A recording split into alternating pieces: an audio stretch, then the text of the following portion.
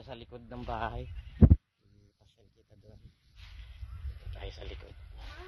Makita mo yung tsura sa likod. Habang busy kami sa paglilinis sa harap. Ayan. Ito naman ang sitwasyon ng likod. Turo talahib. Hindi naman talahib. Puro tanim na nagkapa na ano eh. Ayan, mga kamote. Mga halaman mo. Gaganda na ng tubo. Lalaki na. Puro na to. Laki na. Oh, taas na.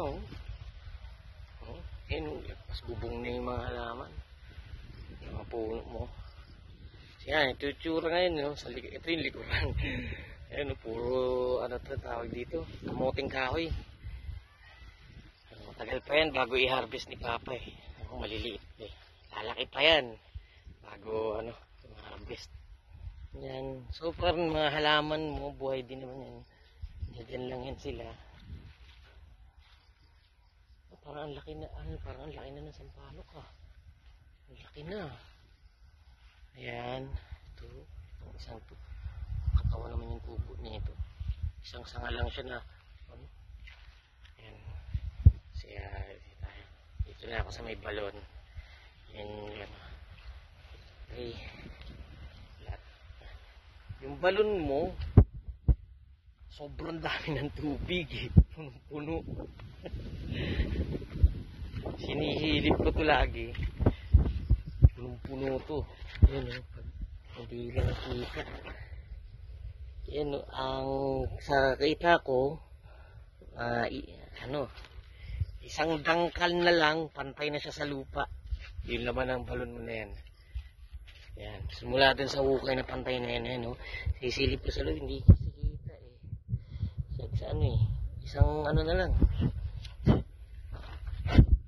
Isang dangkal. Hanggang dyan yan, tumbomba mo. Tumbomba oh. Oh.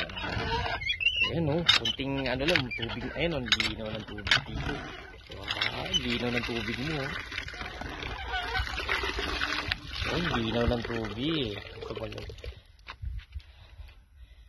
Ayan, ito yung naming fish pond. May nagkaroon ng pond doon. Diyan kami dati nagtibral ng semento. Hindi na-absorb yung ano kasi sementado yung lalim. Yan, sitwasyon dito yun eh.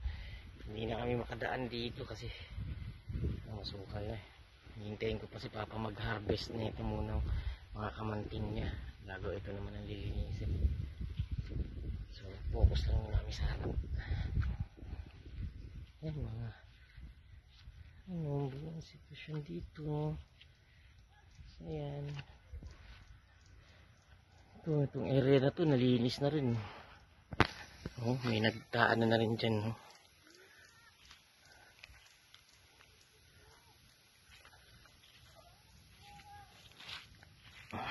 So ayan, ayan muna. Kaya makita mo yung sitwasyon.